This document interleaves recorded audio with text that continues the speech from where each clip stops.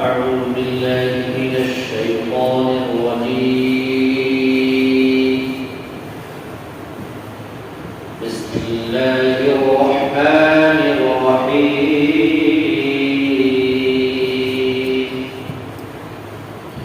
ليس البر أن تولوا وجوهكم قبل المشرق والمغرب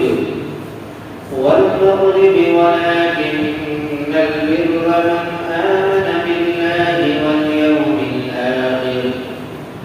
واليوم الآخر والملائكة والكتاب والنبيين وآتى المال على حبه ذوي القربى واليتامى والمساكين وابن السبيل والسائلين وفي الرقاب وأقام الصلاة وآتى الزكاة والموفون بعهدهم إذا عاهدوا والصابرين في البأساء والضراء وحين البأس أولئك الذين صدقوا وأولئك هم المتقون. صدق الله العظيم. نیکی یہی نہیں کہ تم اپنے چہرے کو مشرق اور مغرب کی طرف پھیر دو، بلکہ لیکن نیکی یہ ہے کہ تم اللہ تبارک و تعالی پر ایمان لاؤ، اللہ پر، آخرت کے دن پر اور فرشتوں پر، تمام کتابوں پر اور تمام نبیوں پر ایمان لے آئے، اور اپنے مالوں کو دو اللہ کی محبت میں رشتہ داروں کو، یتیموں کو، مسکینوں کو اور مسافروں کو اور سوال کرنے والے سائلوں کو اور غلاموں کو آزاد کرنے میں اپنے مال کو خرچ کرو، نماز قائم کرو اور زکوٰۃ ادا کرتے رہو، اور پورا کرو اپنے وعدوں کو، اپنے عہد کو جب کہ تم وعدہ اور عہد کر چکو، اور صبر کرنے والے کو تنگی میں، پریشانی میں، بیماری میں اور تکلیف میں اور جنگ اور لڑائی کے وقت وہی لوگ ہیں جو سچے ہیں اور وہی لوگ ہیں جو اللہ سے ڈرنے والے تقویٰ پرست ہیں۔ ایک آیت کریمہ سورۃ البقرہ کی 177ویں آیت پیش کی گئی، پڑھی گئی ہے۔ یہاں تک سورۃ البقرہ کا نصف حصہ یعنی آدھا حصہ مکمل ہونے والا ہے۔ اب یہاں پر تھوڑی سی بات غور کریں کہ شروع سے سورۃ البقرہ کے جو احکامات بیان کیے گئے، شروع کے اندر اجمالی طور پر قرآن کریم اور عقائد کا اس بات اور ثابت کرنا تھا، جس کے اندر قرآن کریم کی آیتوں کو ماننے والے اور نہ ماننے والوں کا ذکر ہوا۔ اس کے بعد جب آگے بڑھیں گے تو پھر بنی اسرائیل کی حکومت اللہ تبارک و تعالیٰ نے کیا کیا انعامات کی ان کا تذکرہ ہوا۔ پھر آگے اگر پڑھیں گے تو حضرت ابراہیم علیہ السلام اور ابراہیم علیہ السلام کی تمام اولاد پر اللہ تبارک و تعالیٰ نے انعامات اور احسانات کی بارش کی، ان کا تذکرہ ہوا۔ پھر اسی طریقے سے کعبۃ اللہ، بیت اللہ کا ذکر ہوا۔ پھر آگے آئیں گے تو اسی سورۃ البقرہ کے اندر تحویل قبلہ کا حکم نازل ہوا اور اسے بھی بیان کیا گیا۔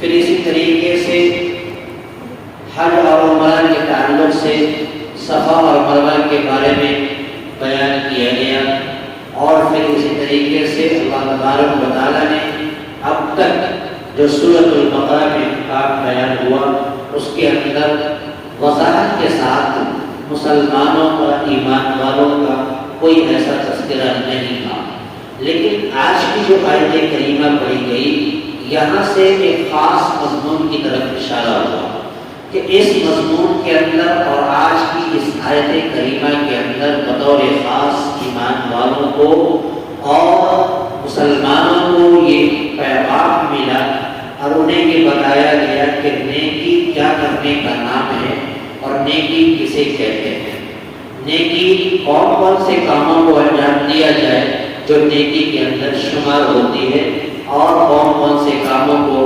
انجام نہ دیا جائے جو نیکی کے اندر نہیں آتے ہیں۔ اسی طریقے سے یہاں پر اللہ تبارک و تعالیٰ نے اجمالی طور پر بہت سارے احکامات بیان کر دیے۔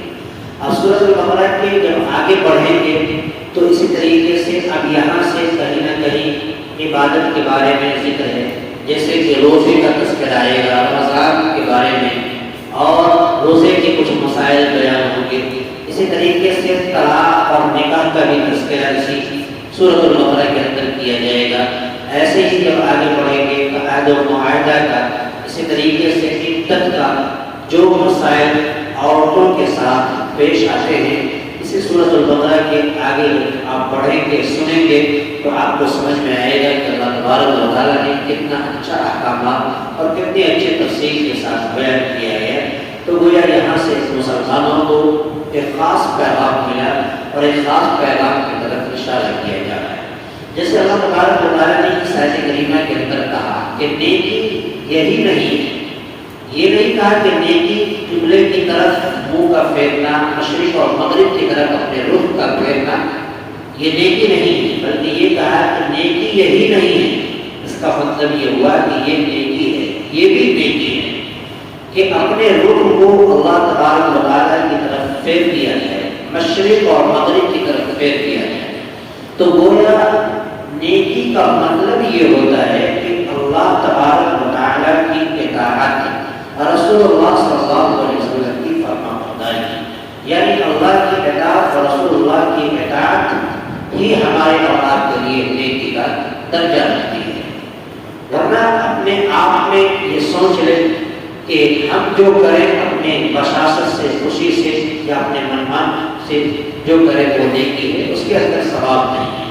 جس وقت کہ اللہ تبارک و تعالیٰ نے جو بیت المقدس کی طرف رخ کر کے نماز پڑھنے کا حکم تھا تو اس وقت ثواب تھا، لیکن اس حکم کو جب منسوخ کر دیا گیا اور بیت اللہ کی طرف رخ کر کے نماز پڑھنے کا حکم ہوا تو پھر یہ ثواب کا کام ہے۔ تو اللہ جو کہہ دے وہی ثواب کا کام ہے، اپنے منمانی طریقے سے کرنا وہ ثواب کا کام نہیں ہے۔ لیس البر ان تولوا، نیکی یہی نہیں ہے کہ تم اپنے وجوہ کو، اپنے چہرے کو پھیرو قبل المشرق والمغرب، مشرق اور مغرب کی طرف، یعنی انسان اپنے قبلے کو مشرق اور مغرب کی طرف اپنے رخ کو کر کے اللہ کی یاد میں پڑا رہے۔ صرف نیکی یہی نہیں بلکہ نیکی اور کیا ہو سکتی ہے، کون کون سے کام انجام دینا یہ نیکی کا درجہ رکھتی ہے اور اللہ تبارک و تعالیٰ کی طرف سے اس پر ثواب مرتب ہوتا ہے۔ اس آیت کریمہ میں اجمالی طور پر اس کا بیان کیا جا رہا ہے، ذرا غور سے سنیے۔ وَلَكِنَّ الْبِرَّ مَنْ آمَنَ بِاللَّهِ وَالْيَوْمِ الْآخِرِ، بلکہ نیکی یہ ہے کہ اللہ تبارک و تعالیٰ پر، آخرت کے دن پر، تمام فرشتوں پر، تمام کتابوں پر اور تمام انبیاء پر ایمان لانا یہ بھی ایک نیکی ہے۔ اللہ تبارک و تعالیٰ اس کے اوپر بھی ثواب مرتب کرتا ہے۔ یہ اجمالی طور پر یہاں سے عبادتوں کا تذکرہ ہو رہا ہے۔ وَآتَى الْمَالَ عَلَىٰ حُبِّهِ ذَوِي الْقُرْبَىٰ، اور اپنے مالوں کو اس کی محبت میں رشتہ داروں کے اوپر دے، رشتہ داروں کو دے، یتیموں کو دے، مسکینوں کو دے، مسافروں کو دے، سوال کرنے والے سائلوں کو دے، اور اسی طریقے سے غلاموں کو آزاد کرنے میں خرچ کرے۔ یہاں پر غور کریں، وَآتَى الْمَالَ عَلَىٰ حُبِّهِ، حاضری کا مطلب تین احتمال بنتا ہے۔ اگر حاضری کا مطلب اللہ تبارک و تعالیٰ کی طرف ہو تو اس کا ترجمہ یہ ہوگا کہ اللہ کی محبت میں اپنے مالوں کو یتیموں، مسکینوں، لاچاروں، مجبوروں، رشتہ داروں کے اوپر خرچ کریں۔ اور اسی طریقے سے دوسرا احتمال اگر ہاتھ سے مراد جو مال خرچ کرنے والے تو اس کا ترجمہ یہ ہوگا کہ آدمی مال جو دل سے محبت کرتا ہے تو محبت کے ساتھ یعنی اپنے محبوب مال کو اللہ کے راستے میں خرچ کرو۔ اسی طریقے سے اللہ تبارک و تعالیٰ نے اس آیت کریمہ کے اندر یہ پیغام دے دیا کہ نیکی یہی ہے کہ اللہ کی رضا کے لیے، اللہ کی محبت کے لیے اپنے مالوں کو، رشتہ داروں، ذوی القربیٰ رشتہ داروں کو، یعنی وہ رشتہ دار جو لاغر ہے، کمزور ہے، لاچار ہے، ضرورت مند ہے، ایسے رشتہ داروں کے اوپر بھی اپنے مال کو خرچ کرنا نیکی کا درجہ رکھتا ہے۔ والیتامیٰ اور یتیموں کو، یتیموں کے اوپر، یتیم کون ہے؟ جس کے والدین محترم بچوں کو چھوڑ کر انتقال کر گئے تو وہ بچے یتیم ہوتے ہیں۔ یتیموں کی بھی کفالت کرنا ایک نیکی کا بہت بڑا درجہ ہے۔ والمساکین اور مسکینوں یعنی محتاجوں کو دینا، وابن السبیل اور مسافروں کو۔ وابن السبیل یعنی راستے کا بیٹا کسے کہا جاتا ہے؟ سفر کرنے والوں کو، اس کا کوئی یار و مددگار نہیں ہوتا، لہذا مسکین یعنی مسافروں کے اوپر بھی آفت آ جاتی ہے تو ایسے صورت میں اپنے مال کو مسافروں کے اوپر بھی خرچ کرنا یہ نیکی کا درجہ ہوتا ہے۔ والسائلین اور سوال کرنے والوں کو یعنی سائلوں کو بھی دینا۔ وفی الرقاب اور گردن چھڑانے میں، اس کا معنی یہ ہے کہ غلاموں کو آزاد کرانے کے لیے اپنے مالوں کا خرچ کرنا بھی یہ نہیں ہے۔ غلام کون ہے؟